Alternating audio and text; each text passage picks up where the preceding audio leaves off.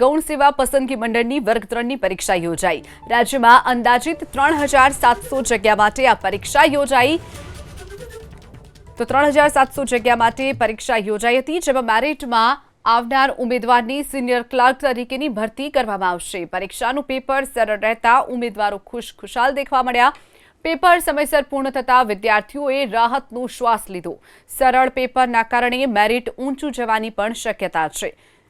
તો ગૌણ સેવા મંડળની પરીક્ષા યોજાઈ હતી। વર્ગ 3 માટે સિનિયર ક્લાર્કની પરીક્ષા યોજાઈ હતી, જેમાં 3700 અલગ અલગ જગ્યાઓ પર ભરતી કરવામાં આવશે। પેપર એકદમ સરળ રહેતા વિદ્યાર્થીઓ ખુશખુશાલ નજરે પડ્યા। સાથે જ વિદ્યાર્થીઓએ સમયસર પેપર પૂર્ણ પણ કરી લેતા રાહતનો શ્વાસ અનુભવ્યો હતો। સરળ પેપરના કારણે મેરિટ પણ ઊંચું જવાની શક્યતા છે।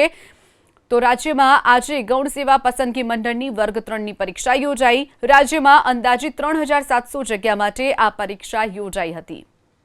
સીસી ગ્રુપ બીનું પેપર હતું અને સારું હતું પેપર।